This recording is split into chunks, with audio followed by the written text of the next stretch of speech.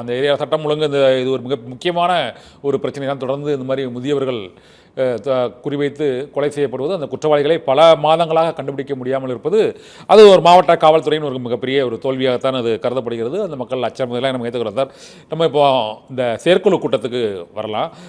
இந்த பாரதிய ஜனதா கட்சியுடனான அந்த கூட்டணி ஏற்பட்ட பிறகு நடைபெறக்கூடிய இந்த செயற்குழு கூட்டமானது இந்த 2026 தேர்தலுக்கான ஒரு மிக முக்கியமான ஒரு வியூகமாக இந்த கூட்டம் வந்து எதிர்பார்க்கப்படுகிறது. இந்த கூட்டத்தில் எடுக்கப்படக்கூடிய அந்த முடிவுகள் என்பது முதன்முறையாக அதை மத்திய பாரதிய ஜனதா கட்சியின் அரசுக்கு அந்த 100 நாள் வேலை திட்டத்திற்காக அந்த 2999 கோடி ரூபாய் நிதி ஒதுக்கீடு செய்ததற்கு காரணம் நாங்கள் உள்துறை அமைச்சரிடம் வலியுறுத்தியது தான். அதே போல் இந்த மாதிரி ஜாதி வாரி கணக்கெடுப்புலையும் நாங்கள் ஒரு மிக முக்கியமான கோரிக்கையை வைத்திருந்தோம். அதையும் அவர்கள் ஏற்றுக்கொண்டிருக்கிறார்கள் என்பதையும் பாராட்டி தீர்மானங்கள் நிறைவேற்றப்பட போவதாக இப்போது அந்த தீர்மான விவரங்கள் அந்த கூட்டம் நடந்து கொண்டிருக்கும் போது அது தொடர்பான தகவல்கள் வெளிவந்து கொண்டிருக்கின்றன.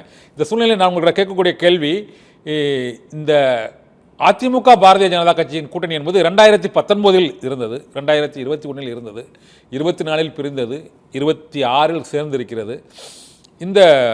இதற்கு முந்தைய கூட்டணி ஒரு பெரிய அளவுக்கு அவர்கள் வெற்றியை பெற முடியாத ஒரு சூழ்நிலையில் இந்த தேர்தலில் 2027 தேர்தலில் இருக்கும் இடங்களை தக்க வைக்குமா அல்லது வெற்றியை ஈட்டுமா சார்? அதாவது 10 ஆண்டு அதிமுக ஆட்சிக்கு பிறகும் எதிர்கட்சி ஒரு புறம், அதே மாதிரி உட்கட்சியில் பிரச்சனை, பல்முனை தாக்குதலை தாங்கியும் கூட 2021 ஆண்டு நடைபெற்ற சட்டமன்ற பொதுத்தேர்தல் அதிமுக 50 தொகுதிகளில் 2 லட்சம் வாக்குகள் மட்டுமே குறைவாக பெற்று வெற்றி வாய்ப்பு இழந்தது. இப்போ அந்த 2 லட்சம் வாக்குகள் பெற்றிருந்தால் அதிமுக ஆட்சி பிடிச்சிருக்கு. அப்ப சொல்லுங்க, இவ்வளவு சூழ்நிலையிலும் கூட அந்த கூட்டணி மிகப்பெரிய அளவில் வெற்றி நெருங்கி இருக்கிறது. அப்போ இன்னைக்கு பாருங்க, 5 ஆண்டு கால திமுகவுடைய படுமோசமான ஆட்சி, படுதோல்வி, நிர்வாகத்தை படுதோல்வி. அப்ப இந்த சூழ்நிலை வரக்கூடிய இந்த தேர்தலில் நிச்சயமாக இந்த கூட்டணி 2026 200 தொகுதிக்கு மேல் மிக சுலபமாக வெல்லும். இது ஏதோ மணிகண்டன் சொல்லக்கூடிய யதார்த்தமான அல்லது ஆதாரமான பேச்சு அல்ல. மக்கள் கருத்தே இதுதான், மக்கள் கணக்கே இதுதாங்க. ஏன்னா ஆள தெரியல ஸ்டாலின் அவர்களுக்கு. வாழ தெரியாதோர் பெரும்பாலோர் வாழ்நாட்டில் ஆள தெரியாதோர் ஆட்சியே வரும் என்பது போல ஆள தெரியவில்லை திரு ஸ்டாலின் அவர்களுக்கு. ஏன்னா எந்த தமிழ்நாட்டுல எந்த மொழியில என்ன நடக்குதே இல்லை. சட்டமன்றத்துல தருமபுரி மாவட்டத்தை சேர்ந்த ஒரு சட்டமன்ற உறுப்பினர் ஒரு கேள்வி எழுப்புறார், 3 குழந்தை பெற்றுக்கொள்ள பற்றி கேள்வி எழுப்புறார். அந்த கேள்வி குறித்து செய்தியாளர்கள் ஒரு பத்திரிகா சந்திப்புல கேட்கிற போது என்னன்னே தெரியாம முதலமைச்சர் பேசுறார்.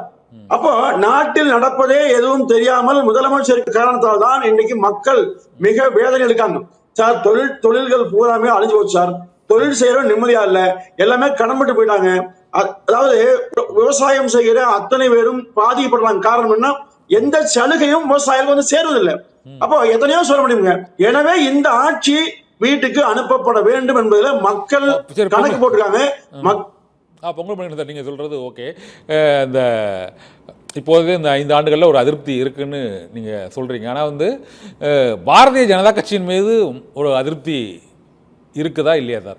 வக்ஃபு வாரிய திருத்த மசோதாவாக இருக்கட்டும் உள்ளிட்ட பல்வேறு பிரச்சனைகள், அது சிறுபான்மையினருக்கு பாதிக்கக்கூடிய பல்வேறு பிரச்சனைகள் தொடர்பாக அந்த வாக்குகள் அதிமுகவுக்கு கிடைப்பதற்கான ஒரு சூழ்நிலை இப்போது இருக்குது சார். அதிமுகவுக்குன்னு ஒரு சிறுபான்மை வாக்கு வங்கி இருந்தது.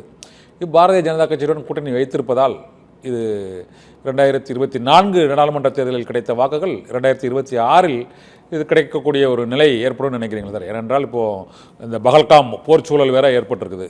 இந்த சூழ்நிலையில் உங்களுக்கு ஆதரவு குறையுமா கூடுமா சார்? அதாவது சார், நீங்க சிறுபான்மை மக்களை பொறுத்தவரையில் மிக தெளிவாக அவர்கள் யோசித்து பார்க்க வேண்டும். திமுக கடந்த காலங்களில் கடந்த தேர்தல் வாக்குகளில் அளித்தவற்றை இன்று நிறைவேற்றிதான் பார்க்கணும். சிறுபான்மை மக்கள் வாக்குகளை மொத்தமாக பெற்று அதன் மூலம் ஆட்சியை தக்க வைப்பதற்காக பாஜக, மோடி, அமித்ஷா என்கிற முகமூடியை போட்டுக்கொண்டு திமுக இதை மட்டுமே செய்து கொண்டு மக்களை ஏமாற்றுவதை உணர்ந்து கொள்ள வேண்டும். ஏன்னா இந்தியா முழுமைக்கு பாரதிய ஜனதா கட்சி ஆளுகிறது. இவங்க சொல்வதை போல எந்த பிரச்சனையுமே இல்லை. இப்போ தமிழ்நாட்டு மக்களை இதை சொல்லி வஞ்சிக்கிற திமுகவுக்கு சிறுபான்மை மக்கள் ஆதரவு அளித்தால் இதை விட மோசடியான ஒன்று இருக்க முடியாது. நிச்சயமாக சிறுபான்மை மக்கள் அதிமுக ஆதரவு அளிக்க வேண்டும்.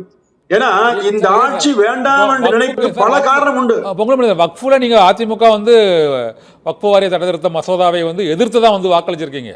இப்ப கூட்டணியில் இருக்கீங்க, அதான் இப்போதே நிலைப்பாடு. அதாவது இல்ல சார், பாஜகவுக்கும் அதிமுகவுக்கும் ஒரே மாதிரியான கொள்கை கிடையாது. சரி, இப்போ பாஜக என்ன நினைக்கிறதோ, எதை செயல்படுத்த வேண்டும் என்று விரும்புகிறதோ அதை செயல்படுத்துகிற கொள்கை அதிமுக இல்ல. ஆனா அதிமுக கூட்டு வைக்கிறது திமுகவை வீட்டுக்கு அனுப்ப வேண்டும். திமுக இதை விட கொடுமையான திமுக தான். அப்போ நீ வக்ஃபு வாரிய தூசித்து பாருங்க, அதிமுக யார் பக்கம் நின்றது? சிறுபான்மை பக்கம் தான் நின்றுதுங்க. இப்ப நீங்க பிஜேபியோடு இதே திமுக 1999 சேர்கிற போது ஐயா கருணாநிதி அவர்கள் என்ன நியாயப்படுத்தான்னு பாருங்க.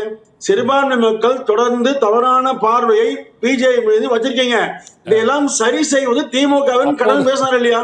அப்போது மத்தியில பாஜக ஆட்சியில் இல்ல சார். இல்ல, மத்திய பாஜக ஆட்சியில் இருக்கிறதோ இல்லையோ, ஆனால் அந்த ஆட்சி வருவதற்கு உறுதியாக இருந்து ஆட்சி இடம்பெற்று 5 ஆண்டு காலம் முழுமையா பங்கு வருகிற போது ஏன் பிஜேபி பத்தி இந்த மாதிரி கசப்படம் தெரியல? இப்ப நீங்க பாபர் மசூதி அதுக்கு வந்து இடிக்கப்பட்டது, குஜராத் கலவரம் அப்போதான் ஏற்படுத்தப்பட்டது, அதற்கு பிறகும் கூட வச்சீங்களே. அதாவது சார், ஒரு அரசு கட்சி என்பதை தீண்டத்தகாத கட்சி அல்ல. பாஜகவோ மற்ற யாராவது